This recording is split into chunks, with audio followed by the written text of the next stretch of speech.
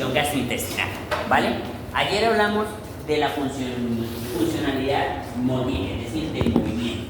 Hoy vamos a hablar específicamente de los demás. Yo creo que se quedaron dormidos. Yo dije, sí, ¿qué pasó con los demás? ¿Por qué? Pasen una hoja. Pasen una hoja, por favor.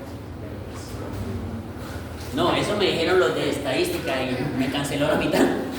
Que es la secreción. ¿Qué es lo que pasa? El tubo digestivo tiene dos funciones esenciales: la secreción y la absorción. La secreción, dependiendo del órgano, va a ser la funcionalidad primaria, y la absorción, dependiendo del órgano, como en el caso del intestino delgado, va a ser la funcionalidad primaria y la secreción va a ser la secundaria. Por eso ahorita cuando vean, inclusive cuando ustedes, alguno leyó el capítulo, en Gayton, literalmente todo el capítulo se centra en explicar los principios básicos de la secreción, luego secreción de páncreas, secreción de bilis, y duodenal es una página. Duodenal y colónica es una página, literal. No pasa más porque realmente lo único que hay son secreciones mucosas. La principal función intestinal va a ser la absorción. Entonces por eso hoy no se va a hablar mucho de intestino delgado e intestino grueso, más que las grietas de Liverpool, que por allá van a secretar un poquito de agua y electrolitos que luego se reabsorben. Entonces no hay una funcionalidad más allá de esa misma. Y la secreción mucosa, ¿vale? Igual que en el colon. En el colon inclusive solamente hay secreción de un moco viscoso. Ahí no hay una secreción adicional, ¿vale? Y en cambio en el capítulo de mañana todo se centra en el intestino delgado. Ahí pasan a segundo plano todo lo demás y solamente está lo del intestino delgado porque es donde se centra la absorción. ¿Listo? De más, ellos ya no hablan casi ni de cámara gástrica ni de colon, sino intestino delgado, ¿vale? Vamos a tener una funcionalidad, vamos a ver unos tipos de glándulas. Tenemos unas glándulas unicelulares, que son las glándulas más simples que tenemos en el tubo digestivo. Se denominan caliciformes dependiendo del tipo de forma, más que todo las vamos a ver con el nombre de caliciformes en intestino y en esófago, ¿vale? Sin embargo, pueden tener diferentes formas, no necesariamente de cáliz, pero en su mayoría en alguna literatura la denominan caliciformes debido a que dentro de las glándulas unicelulares, las de mayor, digamos, que más fácil se encuentran y que hay el mayor número, son con forma de glándulas caliciformes. Entonces, esas son las que vamos a ver nosotros como glándulas unicelulares. Su principal función va a ser secretar moco, secreción mucosa. ¿Listo? La secreción mucosa que ya hablamos ayer, importante para proteger toda la mucosa desde la cavidad oral hasta el ano. ¿Listo? Criptas de Liverpool, esas son unas glándulas que vamos a ver un poquito más adelante, que van a ser tienen una formación con unas depresiones, unas invaginaciones del tejido sobre la submucosa que va a permitir una función de secreción y que a su vez las vellosidades que van a estar al lado van a dar una absorción. Eso va a ser un poquito más adelante. Digamos, la funcionalidad principal de esta va a ser secreción de mucosa. ¿Listo? Y aquí tenemos otras dos glándulas que son, digamos, las de mayor funcionalidad, en este caso en el capítulo de hoy, que es las glándulas tubulares y las glándulas complejas. ¿Cuáles son las glándulas tubulares? Son las glándulas que, como su nombre lo indica, están conformadas por una estructura central de forma tubular y que a su vez dentro del interior hay un número de células características que van a generar una formación que puede ser mucosa, serosa o mixta, dependiendo de la ubicación. Las que vamos a ver, por ejemplo, las glándulas oxínticas, que van a tener células principales y células parietales, parecido, no se confundan con las del riñón, que también habían parietales y principales, pero aquí nos van a secretar las parietales, secreciones ácidas, y las principales, pexina, pexinógeno, que se va a convertir en pexina. ¿Listo? Y tenemos glándulas complejas. ¿Cuáles serían las glándulas complejas? El páncreas y el hígado. Y ya. En el tubo digestivo, páncreas y hígado. Aquí entrarían en glándulas complejas una más, que serían las parótidas y las submandibulares o sublinguales. La parótida, ayer dijimos que era ¿qué? Principalmente serosa. Y las submandibulares y sublinguales, A esas son mixtas, pero principalmente mucosas, ¿sí? Pero tienen la característica de que son mixtas, ¿vale? ¿Le dio histología? No, a mí él le alcanzó a dar un grupo, pero no, a mí me dio el profe Rosas. Pero en ese momento estaba en la universidad. Desde que entonces. ¿Cuántos años cree que yo tengo de haber estudiado? Yo ingresé a la universidad en el 2010. Yo ingresé casi al 2011, en 2010. Ahí ingresé a la universidad. Yo 32. Yo ingresé en 2010, me gradué en el 2010 de 16 años. Y me gradué en el 2016, 2. Sí. Voy a cumplir 10 años, 9 años ejerciendo porque hice rural. Entonces, el rural, 9 años con tarjeta, voy a cumplir 9 años de... en Silos. Entonces, ahí en Silos solo tiene un puesto de salud. Santo Domingo de Silos, aquí en el páramo, a la izquierda. Rico. Ahora, volvemos a lo que dijimos ayer. ¿Cuáles son los estímulos que aumentan la secreción? También los mismos. Aquí metemos uno adicional. ¿Se acuerdan que ayer lo mencionamos como un adicional que antes venía por la secreción parasimpática? Que ya sabemos que sí. En las glándulas la secreción simpática también puede contribuir a aumentar la secreción en un caso particular. Y las secreciones, la distensión de la pared y la estimulación táctil, que esa es lo mismo del tubo digestivo. Aquí vamos a agregar una, que es la irritación química. ¿Por qué creen que la irritación química funciona como estímulo en estos casos?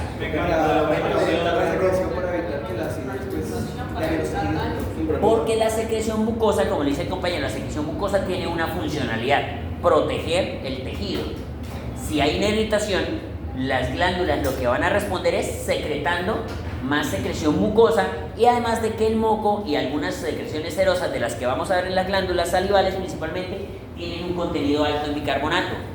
Por ende, van a neutralizar los pHs ácidos y aparte van a aumentar la secreción mucosa para proteger el tejido. De tal manera que eso hace que esta irritación química sea un estímulo importante. Además de que pues vienen otras funcionalidades, que la forma, la estructura. Entonces Gator menciona dos características de la forma de lo que ustedes consumen. Entonces pone un ejemplo muy característico que ustedes lo ven mucho en niños. Que si usted introduce algo en la boca que tiene características redondas y lisas, tiende a aumentar la salivación. Por ejemplo, cuando ustedes se comen un caramelo o un dulce que sea redondo, ustedes salivan más. Mientras que si introducen algo con una formación irregular, disminuye la secreción salival. Porque simplemente las características lisas se asemejan a lo que nosotros consideramos como agradable o como comestible. Entonces eso estimula la secreción, hace que haya una superficie mayor. Recuerden que dentro de las estructuras o las formas geométricas, ¿cuál es la forma que tiene mayor superficie? Los círculos o las esferas, mayores superficies de contacto. Las zonas irregulares van a generar puntos de contacto menores, por ende un estímulo menor. Superficies de contacto diferente a superficie expuesta, porque la superficie expuesta, obviamente las zonas irregulares van a aumentar la superficie, pero esa no entra en contacto directo con las mucosas, ¿vale? Mientras que las zonas lisas sí tienen contacto directo. Esto es como una de las hipótesis, ¿no? Hay como un espacio gris en donde no se sabe por qué, pero que sí es un efecto repetitivo que se ve cuando se requiere aumentar la salivación. ¿Listo? Aquí tenemos la estimulación parasimpática, tiende a aumentar también la secreción, porque es el estímulo directo que tiene el efecto parasimpático sobre el aumento de las secreciones, tanto mucosas como también el aumento de la kinesis. Pero aquí viene algo importante: en las glándulas la secreción simpática también puede aumentar la secreción. Cuando tenemos un contexto en donde hay una secreción o una glándula que no está siendo estimulada previamente por el efecto parasimpático. lo cual es poco frecuente, porque recuerden que nunca estamos sin simpático y nunca estamos sin parasimpático. Simplemente hay un estímulo mayor o menor de uno del otro, es decir, siempre van a estar los dos ahí, en un sub y baje, ¿sí? Van a estar los dos funcionando, a veces un poquito más uno, a veces un poquito más el otro, pero siempre van a tender a estar ambos activos. Entonces, en un momento donde haya una glándula, donde haya un estímulo parasimpático muy bajo o casi nulo, el estímulo simpático también puede contribuir a aumentar la secreción, pero solo por un momento, de una forma temporal. ¿Qué es lo que pasa con el simpático? ¿Qué hace el efecto simpático sobre los vasos sanguíneos? Vasoconstricción. Genera una vasoconstricción. Las glándulas, para funcionar, requieren nutrientes ATP y eso llega a través de los vasos sanguíneos. El ATP lo puede generar, pero si no le llegan nutrientes no se genera, o por lo menos no de una forma eficiente. Si no tengo un flujo eficiente de nutrientes y tampoco de agua, la secreción se va a ver inhibida, no solo por el efecto directo que tenga el sistema simpático sobre la glándula como tal, sino por un efecto de agotamiento de recursos, ¿sí? Cuando ustedes están haciendo una actividad, hay dos opciones. Ustedes le dicen, bien, usted me va a transcribir 50 historias clínicas a mano. Hay dos opciones por las que ustedes dejan de escribir. O se fatigan la mano o se les acaba la tinta en la lapicera. Cualquiera de las dos puede pasar acá. La célula puede entrar por un estímulo directo que la frene, o se acaba el recurso con el cual está tomando para obtener la energía. Entonces, por esa razón es que el sistema simpático, si bien puede aumentar la secreción en una célula que tenga un estímulo previo parasimpático, al cabo del tiempo, con la evolución del tiempo, el sistema simpático puede generar un efecto contraproducente, porque va a ser una contracción vascular, y esa vasoconstricción va a disminuir la disponibilidad de recursos, nutrientes para la célula, y por ende va a generarse como un agotamiento de esos nutrientes, y por ende la célula va a disminuir la producción, lo cual pues afecta la secreción de la glándula. ¿Listo? El ATP aquí tiene otra característica. Las células glandulares contienen una gran cantidad de mitocondrias, porque la síntesis de estructuras proteicas, lipídicas, que es lo que vamos a ver nosotros, que es lo que se secreta, requiere una gran concentración o un gran consumo de energía. Adicionalmente, como vamos a ver más adelante, requerimos de un transporte activo para hacer la exocitosis del contenido de las vesículas, y aparte requerimos de energía para las concentraciones variables del contenido seroso que tiene cada una de las glándulas. ¿Por qué decimos esto? Ahorita más adelante vamos a ver cómo las secreciones no tienen la misma concentración iónica que tiene, por ejemplo, la secreción serosa, es decir, el plasma sérico, la porción sérica del plasma, ¿sí? Cuando hablamos de la porción sérica, vamos a hablar siempre de los electrolitos que tiene el plasma, ¿sí? Si nosotros tenemos en el plasma 140 milicarentes de sodio, 5 milicarentes de potasio, 4 milicarentes de potasio, 24 o 25 milicarentes de bicarbonato, esas son las concentraciones estándar plasmáticas, ¿sí? Más o menos niveles fisiológicos. Si la secreción de la glándula tiene esa misma concentración, no hay ningún problema, es fácil, simplemente hay intercambio de líquido y no pasa nada, no requiere un esfuerzo mayor. Pero las secreciones que expresan o que expulsan la mayoría de las glándulas del tubo digestivo tienden a tener concentraciones muy diferentes de electrolitos, de bicarbonato y también de alteraciones del pH. ¿Ya pasaron la lista? ¿Ya todos tomaron la lista? pH. Cuando nosotros queremos cambiar las concentraciones y ya tienen una cierta sustancia, requerimos generar un consumo de energía. ¿Qué es lo que va a hacer? Para poder extraer esa concentración que ya están equilibradas, la única forma de pasarlas hacia el plasma o pasarlas hacia el contenido intersticial es consumiendo energía, porque no vamos a usar ningún gradiente de concentración. Entonces las secreciones glandulares, como las que vamos a ver más adelante, requieren de un consumo de energía para dos opciones: o aumentar o disminuir concentraciones de un ion predeterminado, o para secretar esa misma molécula que se vaya a excretar a través de la secreción mediante exocitosis, que también requiere un consumo de energía. Por eso la necesidad de ATP y el número aumentado de mitocondrias. Retículo endoplásmico y aparato de Golgi. Después de que sea y hay la suficiente energía, la mayoría de las secreciones que vamos a ver serosas en el tubo digestivo tienen enzimas. Las enzimas son de naturaleza ¿cómo? Proteica. La síntesis de proteínas se realiza ¿dónde? Retículo endoplasmático. Rugoso. Entonces, de ese retículo endoplasmático, aparte que hay un consumo de energía, requiere estar articulado con el aparato de Golgi porque es el encargado del almacenamiento y, por decirlo así, exportar o dejar disponibles las vesículas para la exocitosis. Y eso es lo que vamos a ver nosotros acá, que va a tener una configuración. Hacia más cercano al vaso sanguíneo van a estar las mitocondrias como fuente de energía, el retículo endoplásmico rugoso porque también requiere de muchos elementos que llegan a través del plasma sanguíneo, y hacia el otro lado, es decir, hacia el extremo más cercano hacia el lumen o hacia la parte donde se va a dar la secreción, va a estar el retículo, el aparato de Golgi y las vesículas listas para el momento en el que se dé un estímulo para esa excreción. Simplemente hay ese incremento de los niveles de calcio, que es lo que vamos a ver nosotros a través de los diferentes estímulos hormonales que generalmente estimulan un receptor, que en su mayoría van a ser algunos canales dependientes de voltaje o dependientes de un ligando que van a estimular ingreso de calcio a través de estos canales, que va a resultar finalmente en una exocitosis, que eso lo vimos desde el primer corte. ¿Sí? Realmente esas proteínas generadas por el retículo endoplasmático rugoso son el principal componente de esos productos. Sí, el principal componente dependiendo de la enzima, dependiendo de la glándula. La principal componente de las glándulas serosas.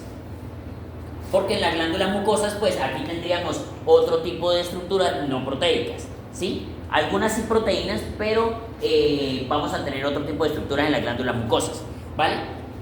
Pero sí, realmente el principal contenido es precisamente el elaborado en el retículo endoplásmico que pasa al aparato de Golgi, y ese va a ser el principal componente. El componente adicional, aunque si lo miramos dependiendo de la glándula, hay glándulas que el principal componente va a ser líquido y electrolitos, y acompañando a eso la producción proteica, ¿sí? Mientras que hay otras que tienen muy poquito líquido, muy poquito electrolito y alta concentración enzimática. ¿Listo? Entonces, dependiendo, por ejemplo, en los ácidos pancreáticos hay una alta concentración de enzimas, poco líquido, igual que en las sales biliares. Las bilis primaria tiene mucho líquido y electrolitos, la bilis secundaria, que es la que ya está posterior a la reabsorción, ya es muy concentrada y tiene muy poco líquido, muy poco agua, ¿sí? Muy poca concentración de agua, y ahí lo que más van a ver, colesterol, bilirrubinas, entre otros, ¿listo? Que van a estar ahí concentrados. Ahora, empezamos entonces por la primera. Estas serían las glándulas serosas y mucosas, que es lo que tenemos nosotros. Estamos hablando de las glándulas salivales, parótidas, sublinguales, submandibulares. ¿Listo? Dijimos que la secreción de la parótida va a ser principalmente serosa, ¿cierto? Y esa va a ser la principal encargada de secretar la alfa-amilasa, o lo que les decía ayer, que en alguna literatura la describen como tialina. ¿Listo? Pues la tialina es simplemente una alfa-amilasa que evolutivamente es como una evidencia de que evolutivamente nuestro organismo ha evolucionado para digerir carbohidratos, ¿sí? Eso es un rasgo evolutivo, que nos indica que la digestión de carbohidratos, al ser nuestra principal fuente de alimentos, nuestra principal fuente de nutrición, obviamente evolutivamente hablando, tenemos esa característica de empezar el proceso de degradación de los carbohidratos desde que iniciamos el proceso de masticación, es decir, la primera ingesta, ¿vale? Las otras, que serían las glándulas mucosas ricas en mucina, van a ser principalmente las sublinguales, submandibulares, principalmente sublinguales van a ser mucosas. ¿Listo? Y hay otras que son las glándulas que se encuentran en prácticamente toda la mucosa oral, que son unicelulares, son netamente mucosas. ¿Listo? ¿Cuál es la principal acción? Aquí tenemos una división, y es que este tipo de glándulas tubulares van a tener una funcionalidad que se va a dividir en dos estructuras. Unos acinos, que van a ser los encargados de secretar, por decirlo así, la secreción inicial. La secreción inicial serosa va a ir con concentraciones muy parecidas a las concentraciones extracelulares, porque provienen de este contenido, ¿sí? El líquido proviene del contenido celular y extracelular, por ende las concentraciones iónicas van a ser muy parecidas. Adicional a eso, pues van a arrastrar consigo las alfa-amilases. ¿Qué es lo que va a pasar después? En las porciones ductales, que es lo que nosotros vemos aquí, se va a dar primero un intercambio de bicarbonato y potasio, que se van a intercambiar con sodio y agua y cloro. ¿Qué es lo que sucede con esto? Los intercambios que se van a dar de cloro y sodio van a llevar a que se genere una absorción de sodio, una absorción de cloro, y esto se va a intercambiar por potasio y bicarbonato, que a su vez van a aumentar las concentraciones significativamente en el contenido ductal y van a disminuir las concentraciones de sodio y de cloro a nivel ductal. Estos se intercambian por el bicarbonato y el potasio, el sodio por... Aquí vamos a ver una concentración de que se intercambia positivo por positivo y negativo por negativo. Entonces vamos a ir viendo nosotros cómo se intercambia el bicarbonato por cloro y el sodio por potasio, de tal manera que se genera una secreción rica en potasio, rica en bicarbonato y baja en sodio y cloro. ¿Sucede en ambas tipos de secreciones? ¿Ambas qué? En ambos tipos de secreciones funciona así.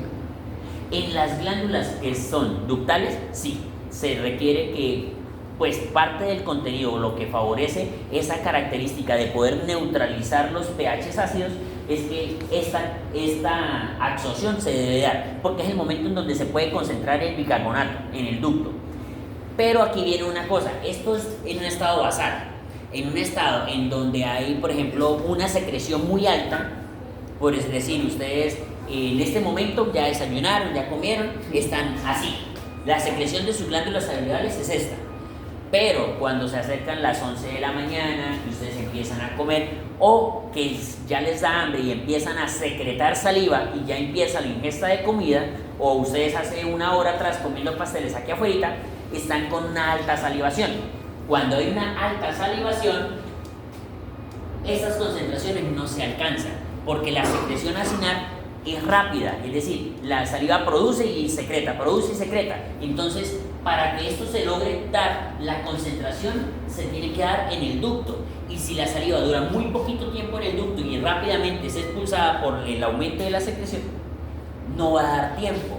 Entonces, los momentos de alta salivación, las concentraciones de potasio apenas alcanzan niveles 2 o 3 veces por encima del normal. Ya no estaríamos hablando de 7 o 8 veces por encima del normal, de 30, sino estaríamos hablando de 12 a 15 miliequivalentes, y el bicarbonato también ya no estaríamos hablando de 70, sino de apenas 45, 40 o 50 miliequivalentes, dependiendo de la literatura donde ustedes lo lean.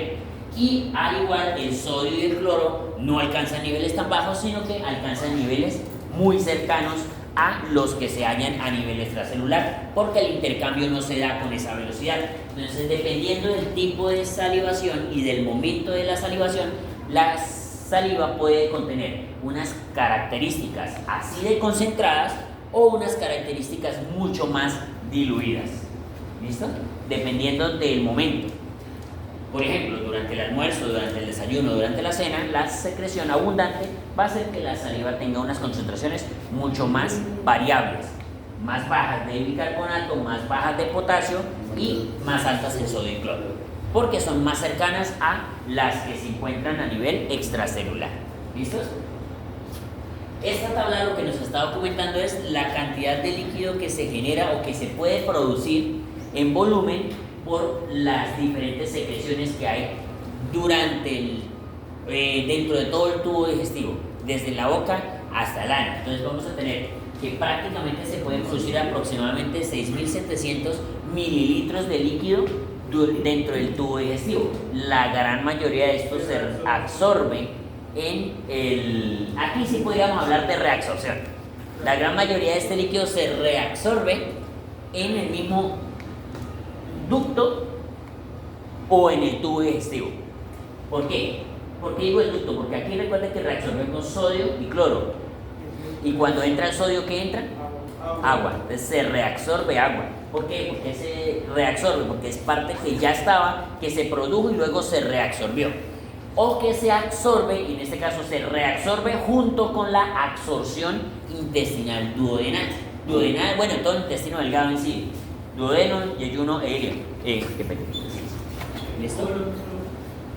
El colon también va a recibir una gran cantidad de volumen, pero pues no 6 litros, 700. Entonces, también digamos si se puede meter el colon también dentro de eso, porque el colon, la principal funcionalidad es reabsorber el agua.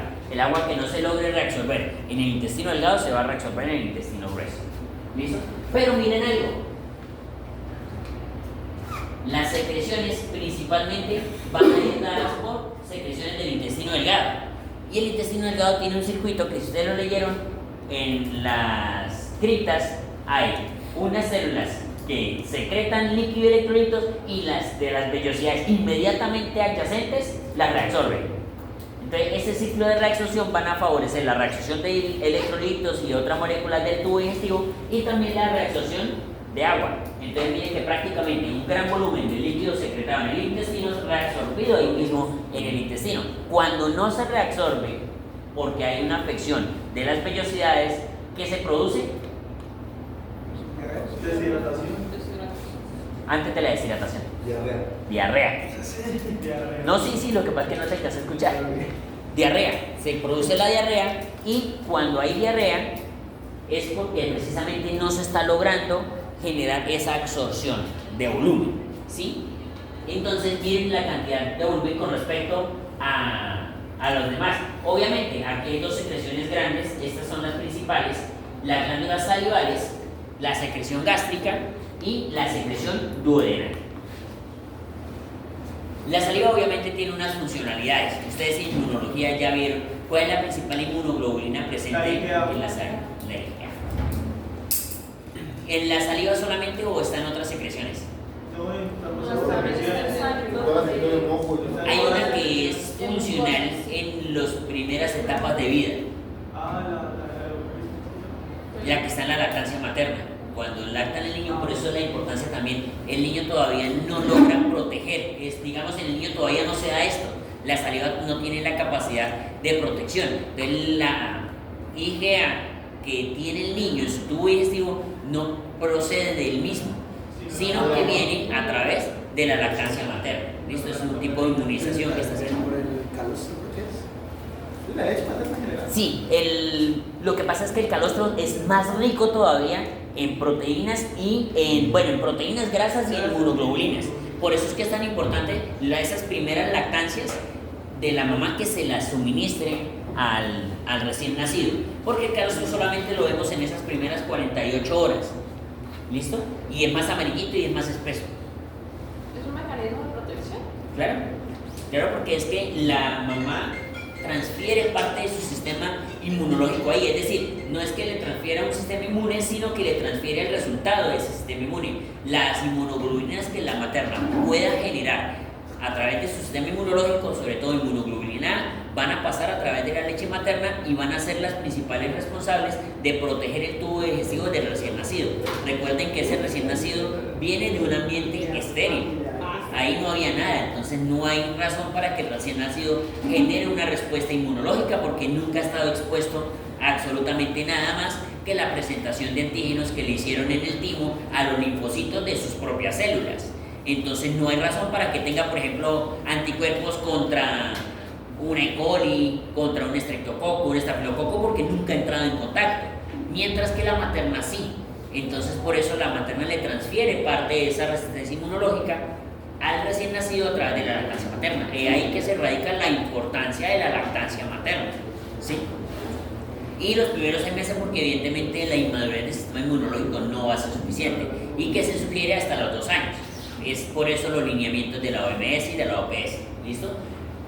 Porque la funcionalidad en este caso, por ejemplo, de arrastrar y lavar, sí la tiene, porque la saliva, pues evidentemente por su contenido arrastra la producción de saliva, que todo el tiempo estemos deglutiendo saliva, va a ir arrastrando flora, va a ir arrastrando microorganismos nutrientes de esas bacterias hacia el tubo digestivo, que al llegar al pH gástrico, la gran mayoría van a ser, digamos, degradadas.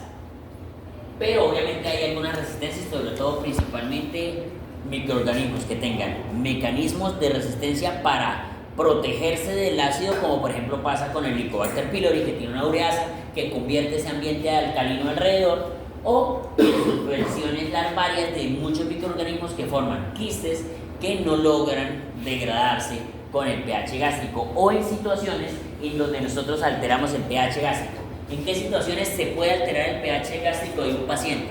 Daño pancreático. Tomando. No tan allá, un poquito más arriba. Medicamentosos, tomando omeprazol. Esa es la principal, farmacológica. Cuando usted le da omeprazol a un paciente, usted está inhibiendo, ¿qué bomba? La bomba de protones. La bomba de protones. Esa bomba de protones va a ser la encargada principalmente de mantener el pH gástrico. Si yo la inhibo, no produzco, Y lo que tiene, por ende, no voy a producir suficiente ácido. Y ese ácido va a hacer que al no producirse el pH de la cámara gástrica se va a elevar por encima de 5, ya se considera que pierde esa capacidad protectora. Es por eso que ustedes cuando rotan de pronto en hospitalización o alguno ha tenido la oportunidad, aquí no hay ningún auxiliar de enfermería, ¿cierto? ¿Usted es técnico en qué? Radiología. Radiología. ¿Y alguien ha pasado alguna vez por un hospital o ha visto las órdenes médicas de pronto de hace unos años atrás? Que a todo mundo le ponían omeprazol o ranitidina. A todos. La orden inicial arriba era omeprazol para todos.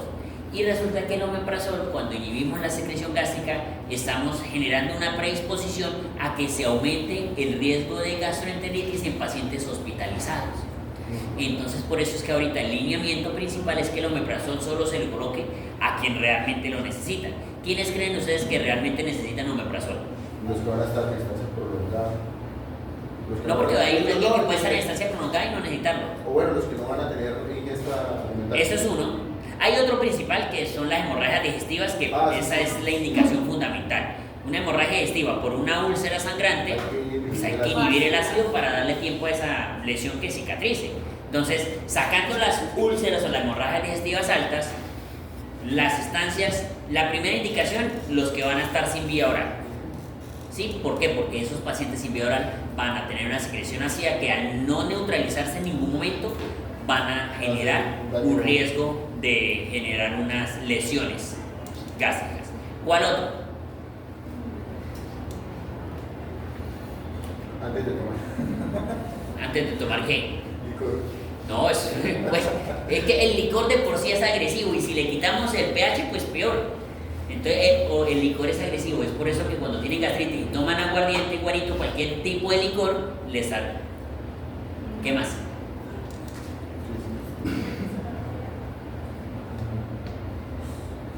En el caso de las infecciones.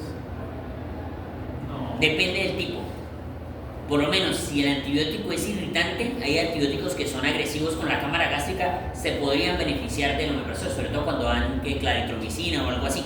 Pero, digamos, ahorita no es como un criterio tan fuerte. Y en las infecciones gastrointestinales, al contrario, nosotros las quitamos. Estamos hablando más de infecciones de pronto respiratorias, podría ser. Pero aún así las infecciones respiratorias tienen riesgo de que broncoaspire o que aspire, perdón, de que parte del contenido de la vía de aire también baje la cámara gástrica y pueda hacer también una gastroenteritis. Entonces, digamos, en ello, en ciertos casos se podría estar indicado. ¿En qué más creen ustedes? ¿Hay algo más común? Algo más común.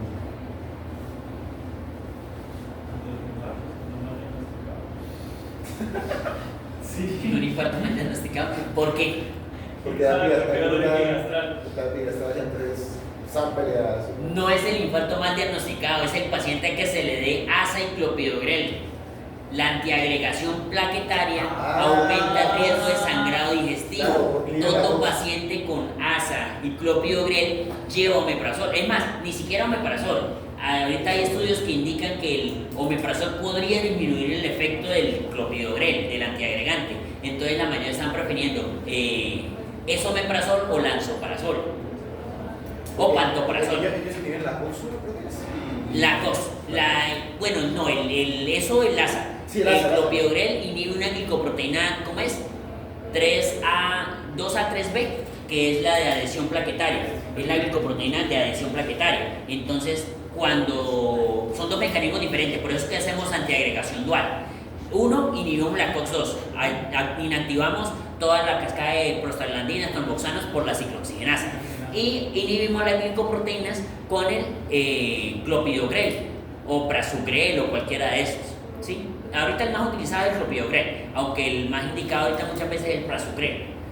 Y aparte a esos pacientes los anticoagulamos, sobre todo los post-infarto y los post-stent, terminan anticoagulados. Tras de que los anticoagulamos con heparinas de bajo peso molecular. Entonces terminan dándole enoxaparina a un paciente, entonces aumentamos el riesgo de sangrado, entonces el riesgo de que haya una hemorragia de vías digestivas es altísimo, entonces debemos disminuir ese riesgo. ¿Cómo lo hacemos? Dando el omeprazol. ¿Listo? Por eso es que los pacientes con antiagregación se les dan inhibidores. Obviamente el paciente con infarto mal diagnosticado, pues después de que ustedes le meten todo eso y no lo es y que de pronto tenga un antecedente de un sangrado digestivo, les va a sangrar. Y si lo diagnosticaron mal y aparte lo trombolizaron, sangra porque sangra. Eso es la más común después de una trombolisis, los sangrados digestivos y los sangrados en la cabeza. Por eso es importante, hay un checklist que ustedes cuando pasen por urgencias y vean un infarto, miren si el médico o el colega de urgencia le pregunta: señor, ¿usted ha estado hospitalizado recientemente? Sí, ¿por qué? ¿Lo han operado en el último mes, en los últimos 3 meses? ¿Le han hecho una cirugía en la cabeza? ¿Sabe de algún antecedente, algún aneurisma que usted tenga y esté en proceso? Porque no falta, no doctor, a mí no me han operado, no he sangrado nada, y resulta que tiene pero es que el neurocirujano me dijo que tenía que hacerme unos exámenes en la cabeza. Dice que porque tengo un neurisma, dijo un paciente. Y usted imagínese trombolizar un aneurisma. Eso, si ahí hay criterios relativos o absolutos. Si ese aneurisma ya sangró alguna vez y fue hace reciente, le va a volver a sangrar. Entonces, y por eso es que a veces a uno le sangran los pacientes, porque muchos pacientes tienen aneurisma y no lo saben. Y usted los anticoagula y esa vaina se rompe, y aparte de que llegue hipertenso, es por ahí que también un criterio de dar la trombolisis es que el paciente debe tener tensiones por debajo de 180, para disminuir el riesgo de que si hay algún aneurisma que usted no sepa, no se vaya a reventar. Realmente que estaba tratando de dar la atención a un paciente que le iban a hacer, le iban a operar de plazo. Y la atención por algo así, Esa es una contraindicación directa, entonces toca bajarlos. Nitroglicerina, nitroprusiato, labetalol, lo que tenga en urgencias. Normalmente responde muy bien con nitroprusiato, les va súper bien y eso rapidito que baja y lo puede usted trombolizar. Sí, de hecho la nitroglicerina es la indicación inicial en el paciente con infarto que está haciendo edema agudo de pulmón. Entonces ese sería, pero nitroprusiato, si no hay, el labetalol ahí en el infarto está contraindicado, sobre todo si está haciendo edema agudo de pulmón, porque el labetalol baja el gasto cardíaco. Recuerden que los beta bloqueadores disminuyen la contractilidad y por ende baja el gasto, aumenta la fuerza, pero baja el gasto cardíaco. Y si ya el paciente está haciendo bajo gasto porque está haciendo un edema agudo de pulmón, no lo tragamos. Ahí sí que lo empeoramos y el edema agudo de pulmón que podía salir con no invasiva, toca intubarlo porque no va a salir tan fácil. Le empeoramos el gasto cardíaco y sobre todo cuando estamos hablando de una falla cardíaca izquierda, que es la que nos deja ese edema agudo de pulmón. ¿Sí? La falla cardíaca derecha, no, también. Cualquiera de las dos fallas cardíacas, derecha o izquierda, usted le pone beta bloqueador y se lo traga. Por eso es que en el ítem, no estoy diciendo que no se pueda usar en un infarto que esté hipertenso, se puede usar si no hay signos de bajo gasto, es decir, si no hay ingurgitación yugular, si no hay edema de miembros inferiores, si no hay edema de pulmón, si no hay ningún signo que usted le diga este paciente no está haciendo bajo gasto, usted lo puede usar. Lo puedo usar porque de hecho sirve porque baja la frecuencia cardíaca y nos interesa que la frecuencia se mantenga en un rango entre 60 y 70, 80 latidos máximo, ¿sí? Porque entre más late el corazón, más consume oxígeno y la parte del corazón que está obstruido, el vaso sanguíneo, no le llega oxígeno. Si hay más consumo, más isquemia, empeora. En cambio, si bajamos la frecuencia a lo más cercano posible a 60, nos mejora un poquito el pronóstico. ¿sí? Entonces por eso en ellos se puede usar, pero teniendo la salvedad que si el paciente tiene signos de bajo gasto, no, porque lo peor. ¿Listo? Ahora, la regulación viene dada por núcleos salivales superiores e inferiores, que los tenemos nosotros acá en esa unión puente, que va dada por un estímulo aferente y un estímulo eferente, muy parecido a los estímulos que vimos ayer. Recuerda que teníamos unas aferencias y unas eferencias. Esto nos va a aumentar la secreción por las glándulas sublingual, submandibular y parótida. Ese es el primer estímulo. Sí. Y el área del apetito también tiene una influencia, y es por eso que ustedes cuando tienen hambre empiezan a salivar. Literal, la expresión se me hace agua a la boca, así. De ahí nace la expresión. Cuando usted tiene hambre y, digamos, experimenta una imagen visual de su alimento favorito, usted empieza a salivar, o ve una preparación de un alimento X que a usted le guste, empieza a salivar. Y eso hace parte de la fase de la salivación y la secreción gástrica, que es la fase craneal, la fase encefálica. ¿Listos? Aquí tenemos nosotros la calicreína, que lo que nos va a hacer es excindir una alfa-globulina que se va a convertir en bradicininina. ¿Qué hace la bradicininina? Vasodilata, es un potente vasodilatador endógeno. Si vasodilata, y ya dijimos que cuando las glándulas hay vasoconstricción se reduce, cuando hay vasodilatación aumenta la secreción. Entonces, esto es uno de los estímulos para aumentar la secreción. Y aquí venimos al, digamos, el eje central de la charla de hoy. Las glándulas mucosas, que en este caso, bueno, aquí no todavía, más adelante es esta. Estas ya las vimos, glándulas mucosas simples no tienen mayor relevancia, y glándulas mucosas complejas pues son parte de las que ya vimos hace un momento, que hacen parte de las glándulas que tienen secreción principalmente mucosas de las submandibulares, que tienen un principio muy similar a este, solo que en lugar de secretar amilasas se secretan mucina. Ahora, esta sí es la parte central de la charla. Tenemos dos tipos de glándulas principales en la cámara gástrica: glándulas oxínticas y glándulas pilóricas.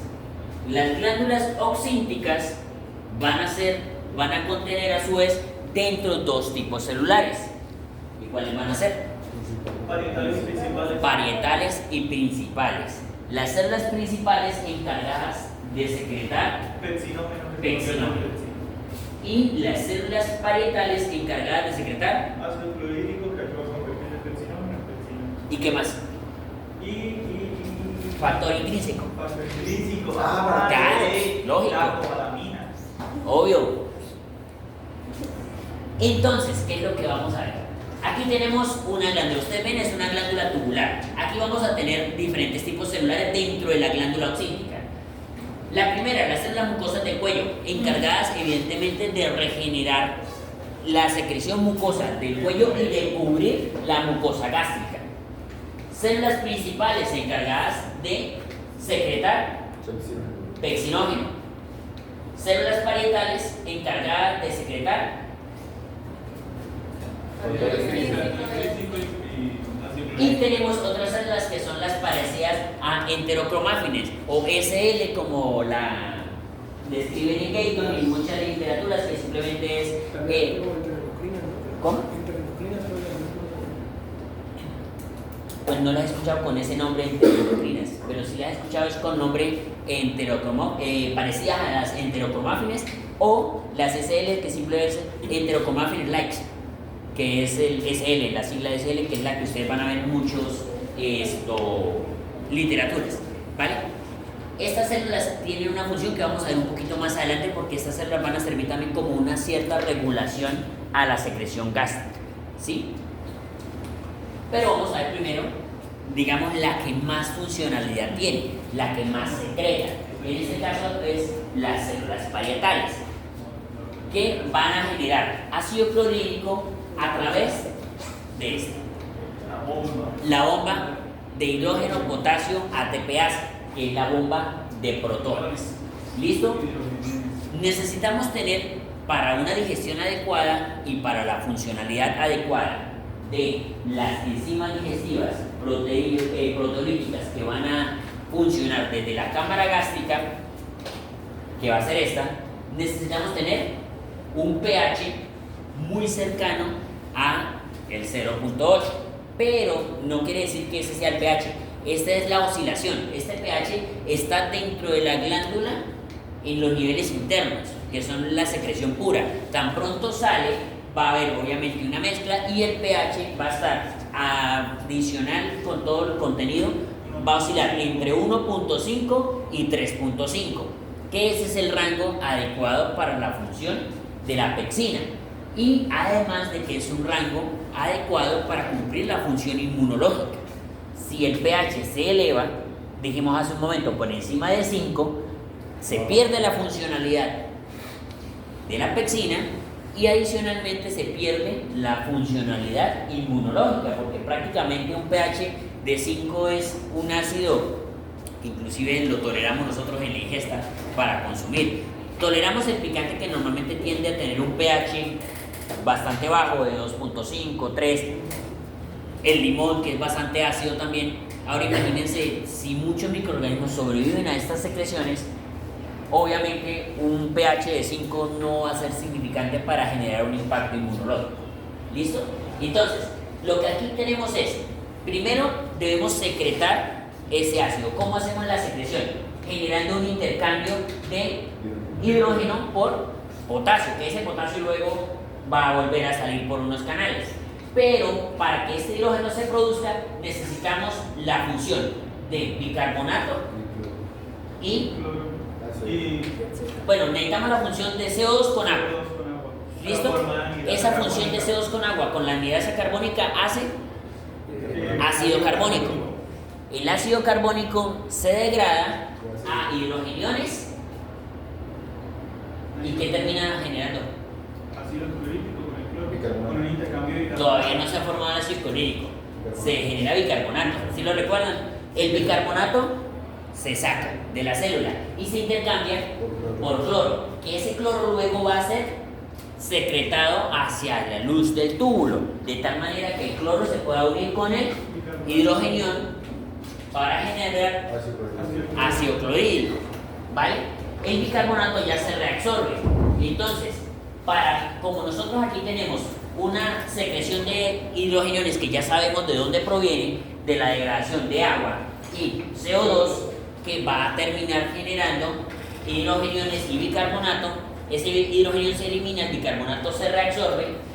El potasio que se va a secretar proviene de la bomba de sodio-potasio, que saca sodio y mete potasio. Ese sodio que sale es parte del sodio que se reabsorbe. Ese sodio va a ingresar por ese gradiente que se genera por la bomba de sodio y potasio, que está metiendo potasio, que ese potasio a la vez va a salir para la luz, y a su vez ese intercambio, como sale más sodio que el potasio que ingresa, va a generar un gradiente un poquito más negativo, que va a terminar atrayendo hidrogeniones nuevamente y cloro, que ese cloro va a terminar, como se está sacando potasio, ese gradiente se compensa atrayendo el cloro, y ese potasio que está saliendo con estos hidrogeniones van a atraer cloro, y ese cloro se va a unir con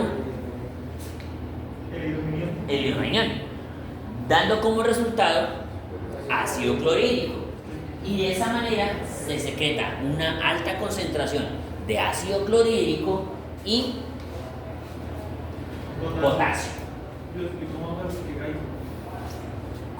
que pasa es que pero Guyton lo explica muy sencillo. Lo que pasa es que Guyton, como lo hace por segmentos, a veces se confunde un poquito, pero es así. Es simplemente eso, hacer la secuencia.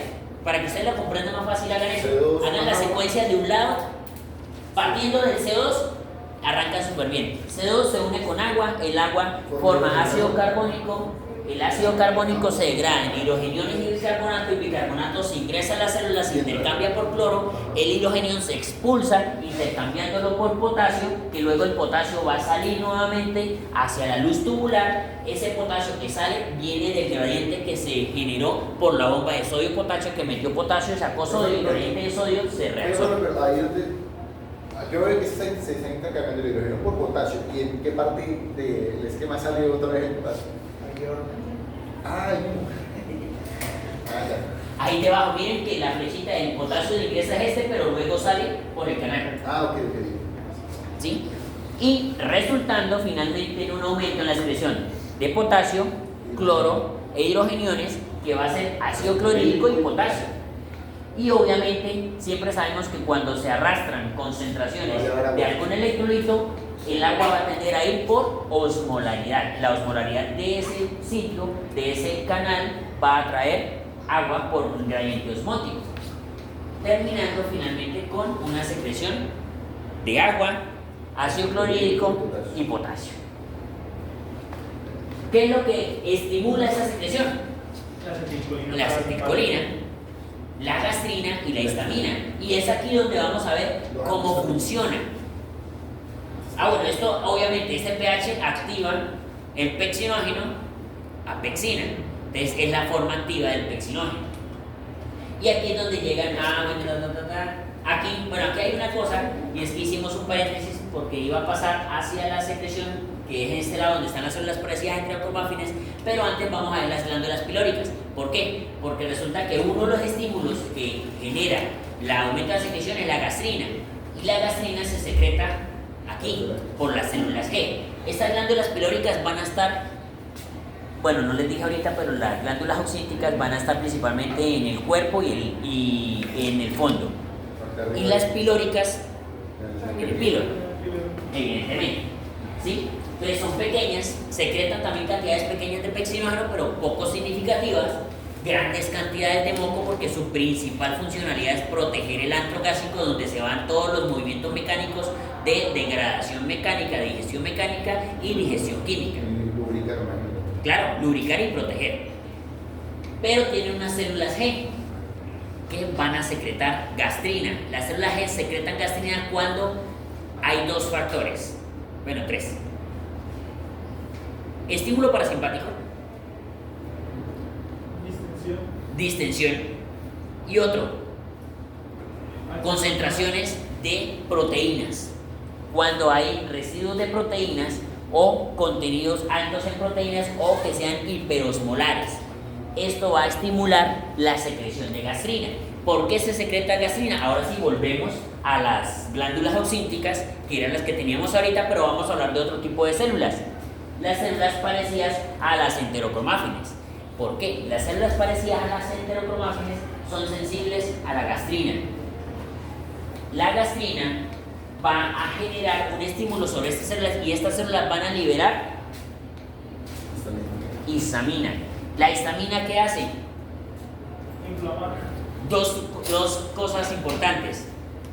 Pues no tanto que inflame, vasodilata, y esa vasodilatación permite fuga capilar en fosa nasal y en diferentes partes corporales. Aquí lo que va a hacer es que va a vasodilatar. ¿Qué dijimos que pasa cuando hay vasodilatación con las glándulas? Aumenta la secreción. Y aparte estimula también a las células parietales para que secreten más. Entonces, por eso es que antes usábamos antihistamínicos, anti-H2, que ya no se usan para evitar la secreción gástrica. Antes usábamos un medicamento que se llama ranitidina, que no sé, en algunos países de pronto todavía se use, pero acá en Colombia ya no, porque digamos hace como 5 o 4 años salió una alerta en donde relacionaban la ranitidina con cierta incidencia de patologías neoplásicas. Entonces, ante un potencial carcinogénico, se saca del mercado, pero obviamente hay países en donde les importa mucho. Y aparte de que la ranitidina es un medicamento muy económico, aunque pues si lo comparamos con el omeprazol, que también es muy barato, no hay razón para seguir utilizando la ranitidina, pero de hecho si ustedes lo buscan en muchos países todavía se usa, extrañamente. Entonces, ahí donde estaba el fundamento de los antihistamínicos para disminuir la secreción gástrica. Y es por eso, porque la gastrina, que estimula las células parecidas a las enterocromáfines, que estas liberan histamina, la histamina aumenta la secreción de las células parietales, y a su vez la vasodilatación aumenta la secreción glandular. Entonces, esto es el efecto que tiene. ¿Cuáles los inhiben? Las unas que mencionamos en la primera clase. La secretina, dada por las células.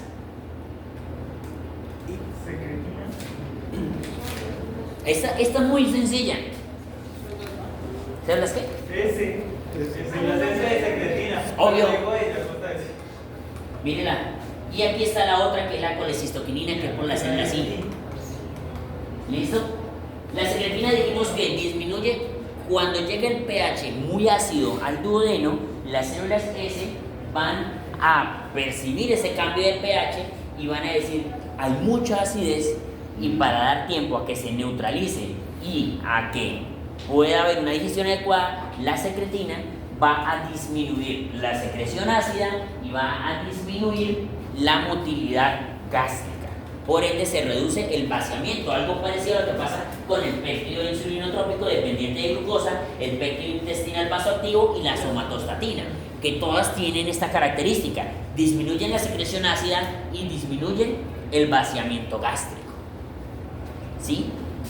La somatostatina pues viene del páncreas, los demás sí producidos a nivel intestinal.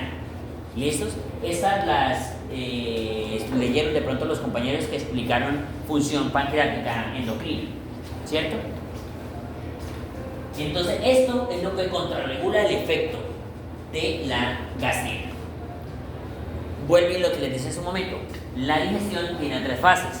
Una fase cefálica, que empieza cuando usted o ve la comida, o piensa en comida, o le hablan de comida, o cualquier cosa que estimule su sistema nervioso sobre comida. ¿Listos?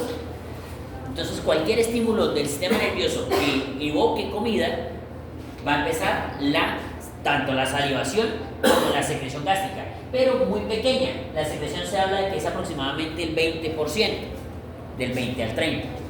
Luego viene una fase más grande, que es la fase gástrica propiamente dicha, que va a ser el estímulo directo de la cámara gástrica, que secreta entre el 60 y el 70% de la secreción gástrica.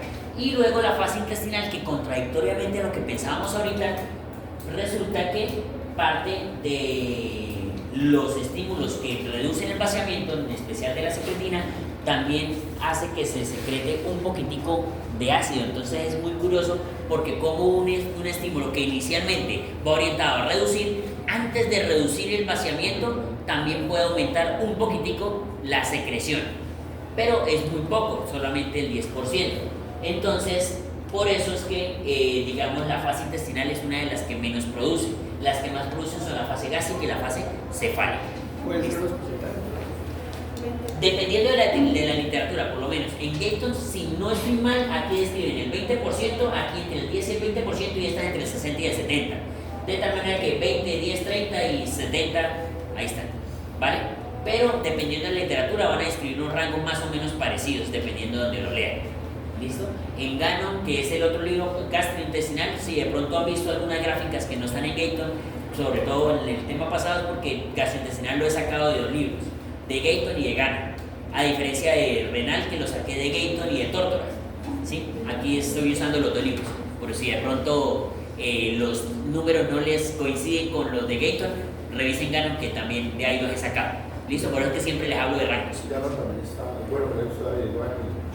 No, Gannon es muy práctico, es muy clínico y tiene los cuadritos donde hay bastantes cuadritos clínicos en donde está bastante chévere. ¿Listo? Sobre todo la parte anterior está muy, muy chévere en Gannon, que por eso la saqué la mayor parte de Gannon para explicarle motilidad. Ahora tenemos las enzimas pancreáticas. El páncreas, en este caso exófilo, va a generar principalmente unas enzimas que van a contribuir a la digestión. Proteolíticas, otras para degradar carbohidratos y grasas. ¿Listo? Tenemos el estímulo inicial para la secreción pancreática, viene dado por Las células I y las células S. las células I y las S. Obviamente también estimulados por la acetilcolina, porque recordemos que la acetilcolina también puede estimular a estas dos, ¿sí?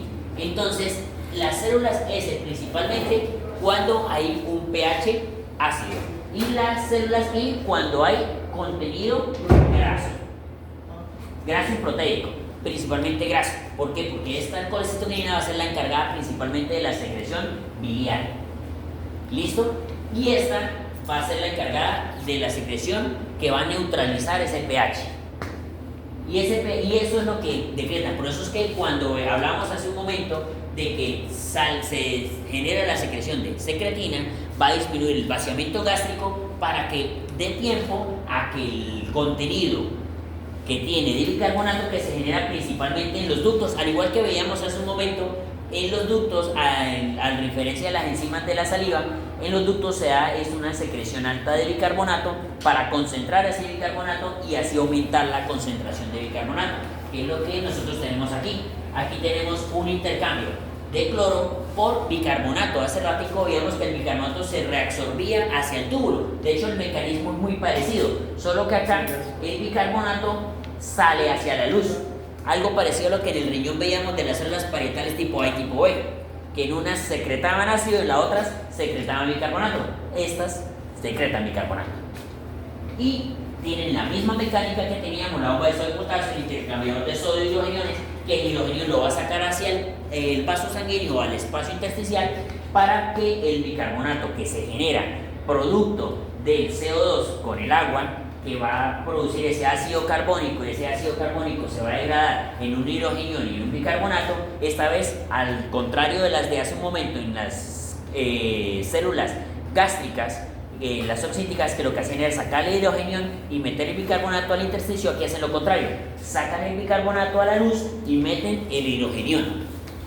¿Sí ven? Que es prácticamente el mismo mecanismo de ahorita, pero inverso. Aquí sacamos bicarbonato. ¿Cuál es la finalidad? Que la secreción pancreática sea rica en bicarbonato para poder neutralizar el pH que teníamos hace un momento en la cámara gástrica, de tal manera que ahí podemos neutralizar. Esa es la secreción, pero la colecistoquinina nos va a estimular la secreción de enzimas proteolíticas y de enzimas que van a degradar las grasas. Además de que también va a generar la secreción o estimular la secreción de sales biliares. ¿Cuáles son las enzimas proteolíticas? Trixinógeno, las pro-quimiotrixinógeno y pro-carboxipolipeptidasas. ¿Pro por qué? Estos son zimógenos o proenzimas. El trixinógeno tiene una característica. Es la principal. Se activa solo. Y se activa solo en presencia de bicarbonato. Se puede activar solo y la idea que no se active es que para evitar que se active dentro del páncreas y se genere un proceso de degradación encima de proteínas o un proceso proteolítico en el páncreas, también se secreta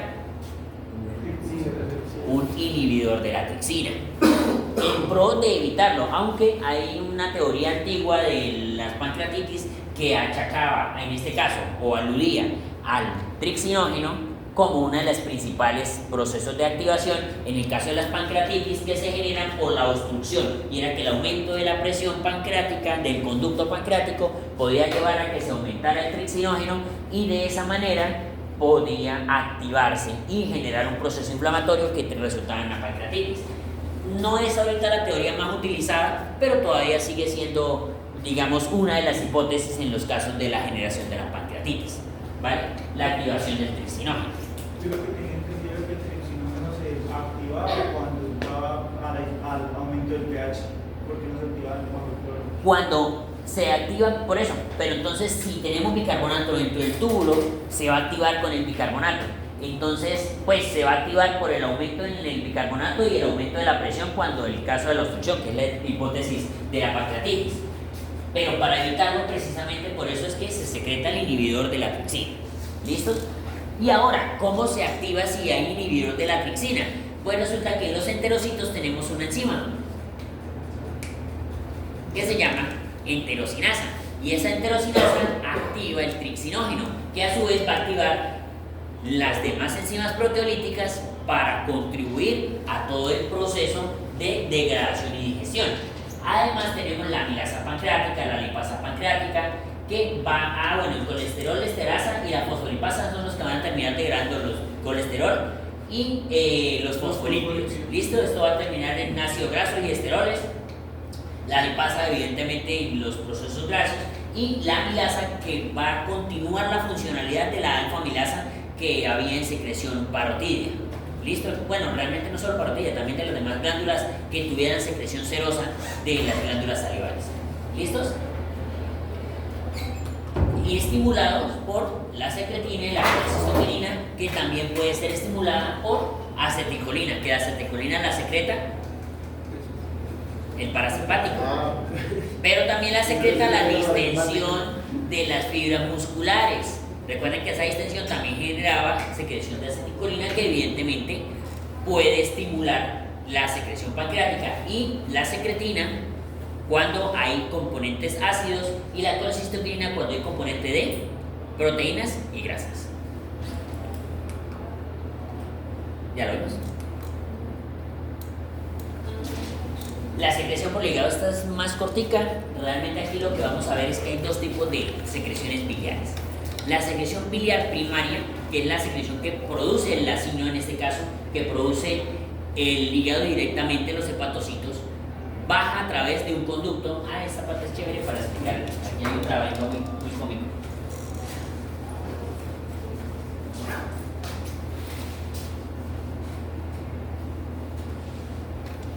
Si hacen acto de fe es un hepatocito. Ducto, aquí conductos que se unen y forman un conector, y luego un hepático común derecho, izquierdo, y ese hepático va a llevar a generar un hepático común que se va a unir con un y forma el colédoco. ¿Listo? Hasta ahí, fácil, ¿cierto? Ahorita miramos el resultado. La secreción inicial se va a dar por el hepatocito. Esa secreción va a bajar, pero aquí se va a encontrar con una ampolla. Ampolla hepatopancreática de Vater. Ampolla de Vater. ¿Qué tiene otro nombre? Un esfínter de. Esfínter de Odin. Dice que sí fue a la clase de anatomía. Sí fue la clase. Eso era que iba colgado con Ferreira. O lo repitió. Era el consentido. Era el consentido, ¿ven? Ahí está. Entonces, tenemos una secreción que va a llegar, pero como no hay salida, ¿qué va a pasar? Va a empezar a aumentar la presión de forma retrógrada, o se va a llenar de forma retrógrada. Llegando aquí. ¿Aquí qué hay? La vesícula. Digamos que esto va así, así. Que aquí hay una pequeña porción de la vesícula que es donde justo se impacta un cartílago.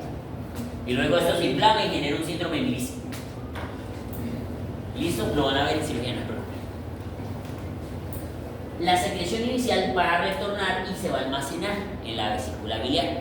En la vesícula biliar se va a dar un proceso de absorción, ¿sí? Que es la segunda fase de la secreción. La segunda fase es posterior. Aquí se va a dar lo que es la secreción de la vesícula. ¿Por qué? Porque ahí se va a reabsorber el agua que se había secretado. Reabsorber agua, electrolitos, y miren las concentraciones como van a ser variables. A medida que se va extrayendo agua, se va aumentando las concentraciones de los diferentes componentes. De tal manera que esa segunda bilis que hay ya después de la reabsorción es la que se va a secretar cuando viene el estímulo de la colecistoquinina. Y aparte de aumentar, de estimular la secreción, también genera la contracción de la vesícula biliar. Y esa contracción se genera cuando hay un estímulo de grasas a nivel duodenal o proteínas, que va a llevar a que la vesícula biliar, que tiene un almacenamiento relativamente pequeño de 30 a 60 mililitros, se contraiga y pueda dar la secreción. ¿Y esa secreción qué va a hacer con esos componentes? La lecitina y las sales biliares. ¿Qué es lo que van a hacer en las grasas? Cortarlas, saponificarlas. El proceso de saponificación de las grasas, o jabones, como lo denominan en química también. Ese proceso de saponificación lo que busca es romper la tensión superficial. Recuerden que siempre que haya una sustancia que tenga unión entre sí, va a generar una resistencia a la ruptura de sus capas, ¿sí? Cuando haya una interfase, por ejemplo, en el agua y el aire, como en el caso del alvéolo, hay una tensión superficial. En este caso, en el alvéolo, el que va a romper esa tensión se llama... Ah, no, ya vimos eso. Eso se evalúa este semestre, este corte. Se llama surfactante pulmonar. Obvios, tan lógicos. Ahora, en este caso, las sales viales son las que van a romper esos enlaces de unión y permitir que se pueda dar el proceso de emulsificación, que es cuando se puede diluir, por decirlo así, una grasa en un componente acuoso que va a facilitar que se formen esas micelas que luego se van a absorber, ¿sí?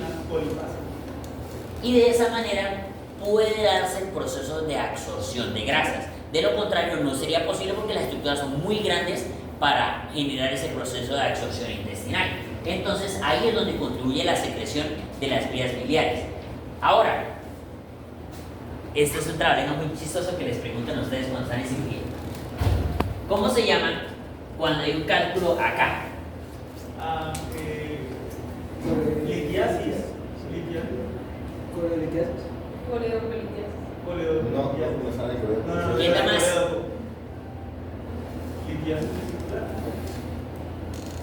Colelitiasis. Con seguridad, tranquilo, sí estuvo bien. Entonces, aquí hay una colelitiasis.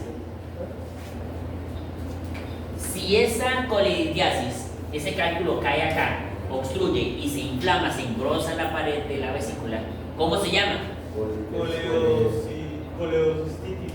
No, pues está engrosado, pero entonces Litiasis, litiasis, coleocistitis. ¿Qué opina?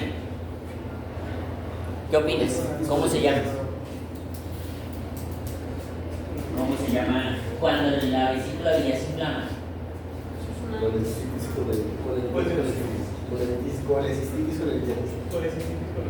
En este caso hay una colecistitis. Fácil. Entonces, colecistitis. Ahora, vamos a ver. Entonces, bueno, colelitiasis, colecistitis simplemente viene la otra. Cuando el cálculo está acá. Coleocolitiasis. Listo. Cuando esto se inflama y se infecta. Se llama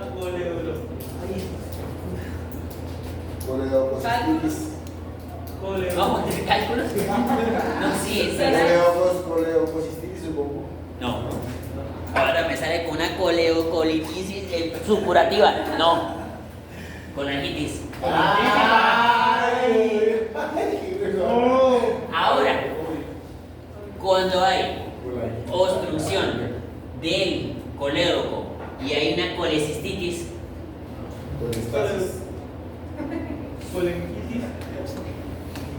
hay un cálculo en el colédoco y cálculo en la vesícula. ¿Cómo se llama? Tiene un nombre. ¿Tiene un nombre solo? Colecisto coleocolitiasis. No, facilísimo. De esa forma, por eso les digo, es que estos son trabalenguas que ustedes les preguntan muy cómico en cirugía en la ronda y casi siempre los corchan. No sé por qué, si tiene lógica. Pero pasa. La única que no tiene lógica es la colangitis. ¿Cómo se llama? ¿Cuál? El último que dijo. Cuando hay una obstrucción del colédoco y hay cálculos también en la vesícula, es decir, que el cálculo se lo acá, colecisto coleocolitiasis. Colecisto, o sea, colecistitis, hay un cálculo, hay una inflamación y hay un cálculo en el colédoco. Colecisto coleocolitiasis. Y hay colelitiasis, el cálculo del vesículo. Pero cuando esa colecisto coleocolitiasis se infecta, se llama colangitis, porque da un cuadro que es fiebre, dolor e ictericia. Esa es una triada de la colangitis. No me acuerdo exactamente el nombre de la triada. Esos... No, la de Bichou es otra. No me acuerdo exactamente. Pero sí sé que es la triada de la colangitis. Ahí la busco una vez y de paso recuerdo. Ya me dejaron la duda. Día de bicho, no es eso. Charcot. Charcot. Estamos lejísimos. Charcot. Tríada de Charcot. ¿Listo? Entonces, sencillo hasta aquí.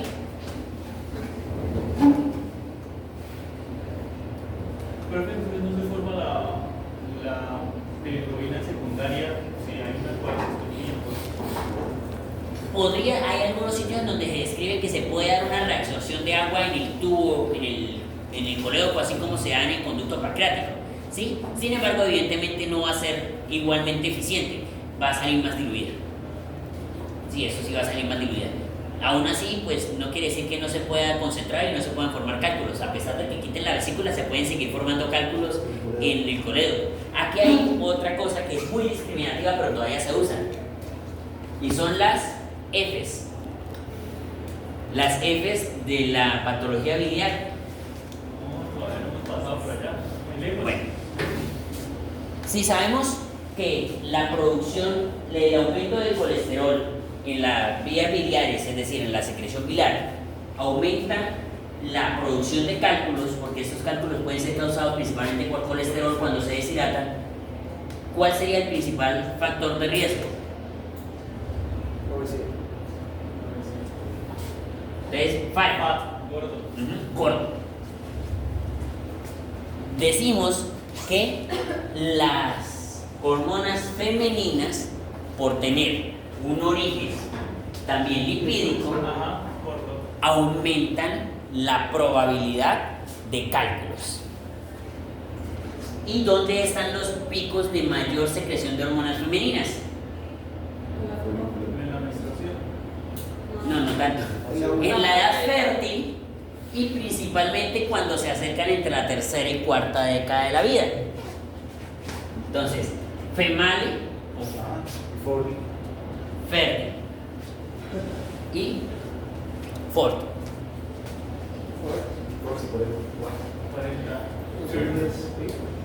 Las 4 Fs. Mujer de 40 años en edad fértil y gordita. Son las F de la patología biliar. He ahí que por eso la patología biliar tiene una mayor incidencia en mujeres con obesidad en edad fértil en la cuarta década de la vida. Pero, profe, si están en la cuarta década, sería 40 años y la edad fértil la hormona está entre los 18 y los 25. Entre los 30 y los 40 años. ¿Esa es la edad fértil, hermano? Son edad fértil y que se asocia obviamente con mayor incidencia. O sea, lo colocan así porque la incidencia en las mujeres de mayor presencia de cálculos es en la cuarta década de la vida. Entonces la asocian. La edad fértil puede ir desde los 16 años hasta los 50 y pico, 60 años. ¿Sí? Porque no todas las mujeres, digamos, habitualmente llegan hasta los 45, 50, que es donde está la menopausia en la mayoría de las mujeres. Pero puede subir hasta 55 o más, dependiendo de líneas genéticas, entre otras.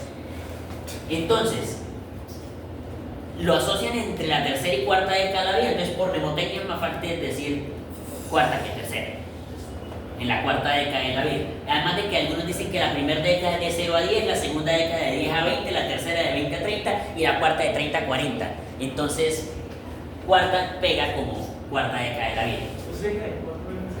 Edad fértil, evidentemente aludiendo a la mayor secreción de hormonas femeninas de origen lipídico. Si tiene edad fértil y tiene hormonas femeninas, es mujer. Por concepción biológica. Sí, no, porque ahorita hay, digamos, otras identidades en donde pues se les puede reconocer como mujer porque se identifican, pero biológicamente, digamos, esa F no la podemos meter ahí. A no ser que tenga una ingesta muy alta de hormonas buscando esa sexualización, en cuyo caso yo diría que no he leído ningún artículo, pero podría llegar a meterse ahí porque finalmente están haciendo la función. ¿Sí? Un ciclo aumentado, ¿vale? Y la primera F aplica para hombres y mujeres, que son gorditos, hombres y mujeres. Pero si se están las 4 del día y le llega a usted una paciente de 36 años con dolor en hipocondrio derecho, 1 hora después de la ingesta de alimentos, y aparte tiene un índice de masa corporal, póngale de 32, 33, es decir, ligeramente gordita. Exactamente. Lo primero en lo que ustedes van a pensar es en patología biliar, ¿vale?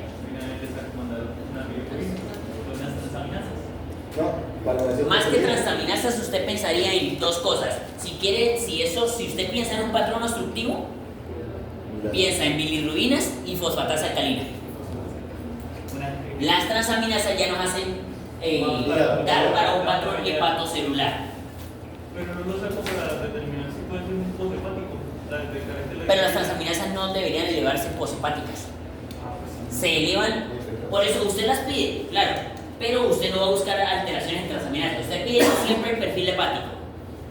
AST, ALT, fosfatasa alcalina y bilirrubinas. Eso es lo básico. ¿Qué tengo que pedir? La gamma-transferasa se eleva más que todo en intoxicaciones, ¿sí? Más que en patología biliar, pero pues también podría alterarse por aumento de la presión, entre otras cosas, que pueda llegar, sobre todo en las colitis se podría alterar, sobre todo si hay una obstrucción superior. Pero digamos que ese es el patrón básico. Usted ve una obstrucción y ve una fosfatasa alcalina elevada, eso es un patrón obstructivo. Mientras que si la ictericia está con bilirrubinas elevadas, pero puede ser de pronto a expensas de la indirecta, y hay un patrón de AST o ALT elevado, ya decimos que esa ictericia tiene un patrón hepatocelular y no obstructivo, ¿sí? Que sería un patrón colestásico, le llaman algunos a los patrones obstructivos, ¿vale? Porque no hay éstasis de la vía biliar, entonces no hay colestasis. Si no hay colestasis, pues no tendría por qué estar elevada la fosfatasa alcalina. Que la fosfatasa alcalina se libera cuando hay dilatación de las vías biliares. Y si usted consigue fosfatasa alcalina elevada, bilirrubinas elevadas, ¿cuál es el siguiente paso? Antes de la cirugía. Ecografía. Ecografía de vías biliares. ¿Una qué? Sí, pero pues la tomografía está muchas veces, por costo de economía, las guías sugieren como primera entrada la ecografía. Además de que por sensibilidad muchas veces es más sensible el ecografista para medir la vía biliar en vivo que a veces la misma tomografía. Cuando quieren corroborar algo más, van a una colangioresonancia. Sí, una retrógrada. ¿No? No, esa es otra. Es una serie. La colangioresonancia es una imagen no invasiva. La otra es la colangiopancreatografía retrógrada endoscópica, una RCP. Eso es distinto, porque ahí entran por endoscopia hasta el duodeno, canulan la ampolla, meten una guía que puede ir hacia el Wilson o hacia el colédoco y inyectan un medio de contraste. Y ese inyectar un medio de contraste permite ver la imagen de toda la vía biliar, pero tiene efectos secundarios. El principal de esos, adivinen cuál es: la pancreatitis, que es un efecto significativamente grave. Por eso ya hasta con la colangio saca todo. Exacto, por eso es que la colangiopancreatografía retrógrada endoscópica o SCP solamente tiene unas indicaciones muy específicas, y es cuando sí o sí sospecha una obstrucción de acá por un origen de pronto tumoral, o cuando usted va a sacar el cálculo. De lo contrario, casi no la hacen. Hubo un momento donde se hacía mucho, pero también tiene como riesgo la pancreatitis. Entonces, someter al paciente a un riesgo de pancreatitis cuando puede evaluar la vía biliar por una vía no invasiva, entonces se agotan todas las no invasivas y ya cuando dicen, no, si hay un cálculo, está pequeñito, no sé qué, la vesícula no se ve, bueno, listo, entonces hagamos 2 cosas de una vez: una SCP y sacamos el cálculo y luego programamos al paciente para una colecistectomía, o hacemos colecistectomía con exploración intraoperatoria por colangiopancreatografía retrógrada, una SCP intraoperatoria, y se hacen las 2 y se saca. ¿Listo? Entonces, al que le guste la cirugía general, este es el cementerio de los cirujanos. En serio, la vía biliares es de lo que más respeto le tienen los cirujanos generales por todas las complicaciones que lleva a manipular la vía biliar. De hecho, hay un cirujano específico en cirugía hepatobiliar por la complejidad que tiene. ¿Listo? Ahora, esto es lo que les estaba mostrando hace rato. Volvemos, el intestino delgado tiene unas glándulas que obviamente tienen unas secreciones táctiles, estímulo vagal y hormonas gastrointestinales, principalmente la secretina. Las glándulas que más vamos a encontrar nosotros acá son las glándulas de Brunner. Y también vamos a tener unas criptas, que esas criptas son las que les mencionaba hace un momento, que nos va a permitir unas secreciones. Bueno, la cripta, aparte de las vellosidades, van a tener unos enterocitos y esos van a tener a su vez un reborde, que ese reborde va a tener unos pequeños cilios que van a ser los bordes de ese picho. ¿Listo? Que ahí donde van a estar toda la mecánica enzimática que tiene, así como vimos una lipasa, amilasa, pancreáticas, también tenemos intestinales que van a contribuir a la degradación. Principalmente aquí vamos a tener la maltasa, lactasa, exacto, que van a romper los enlaces de los disacáridos a monosacáridos. Y entre esas, la más relevante, digamos que más comúnmente van a hablar ustedes, es la lactasa. ¿Por qué? Porque a lo largo de la vida vamos perdiendo la funcionalidad de la lactasa. Y es por eso que terminamos muchas veces a una edad, bueno, no puedo decir nada avanzada porque hay muchas personas intolerantes desde edades muy tempranas, pero que sí, con el paso del tiempo van perdiendo eso. Y usted, por ejemplo, a los 17 años consumía leche porque no le causaba nada, leche, lácteos, queso, yogur, entre otros, y a los 45 ya no puede, porque lo distiende, causa flatulencia, meteorismo, distensión, dolor abdominal, entonces ya hizo una intolerancia. ¿Listos? Aquí se genera ese ciclo del que les mencionaba. La porción inferior de la cripta va a secretar una solución rica en líquido y electrolitos, y la porción alta la va a absorber gracias a estos plexos que están acá. ¿Recuerdan que en algún momento hablamos de estos plexos cuando hablamos de microcirculación? Por allá, bueno, se habló, aquí hay una microcirculación que también va a ser encargada de transportar lo que se secreta y inmediatamente llega y entra al torrente sanguíneo y quilífero, que luego va a ser al conducto torácico, gran vena linfática y vena cava superior. Sí, mírenlos, aquí están. De hecho, si ustedes hacen un acto de fe, hay un conducto quilífero y alrededor están los vasos, que son los capilares venosos y arteriales. Sí. Ahí es donde entran los kilomicrones en el conducto quilífero. Entonces, esa es la funcionalidad secretora que tiene el intestino. La principal funcionalidad del intestino va a ser la absorción. Por eso es que quizá en el intestino delgado y mira, aquí están las enzimas, la sacarasa, maltasa, isomaltasa y lactasa, que son las principales. Sí, y la lipasa intestinal, aquí están las lipeptiasas, en las pectiasas. ¿Listo? Y la lipasa intestinal, que también obviamente está en el borde de ese pino. ¿Listo? Bueno, adicionalmente en el intestino grueso también tenemos unas criptas que en este caso, más que secretar esa secreción eritrosalina, va a secretar un moco viscoso, más espeso, que va a contribuir a dos cosas. La primera, a generar una cubierta gruesa que pueda cubrir toda la mucosa del colon, y la segunda, a envolver los residuos fecales y poderlos compactar de tal manera que se pueda dar forma a la S, y así esa S puede pasar fácilmente porque el coeficiente de fricción es muy bajo y protegemos la mucosa intestinal. El intestino del colon, en este caso intestino grueso, la principal funcionalidad va a ser reabsorber líquidos y controlar a través de la válvula ileocecal ese paso a través de los reflejos que ya vimos ayer. ¿Listos? Para que lo tengan en cuenta. Ya. Preguntas, dudas, sugerencias, recomendaciones, reclamaciones. Creo que ya lo van a sacar. A las 6 de la mañana. ¿Qué parte de gastro viene o qué? Absorción.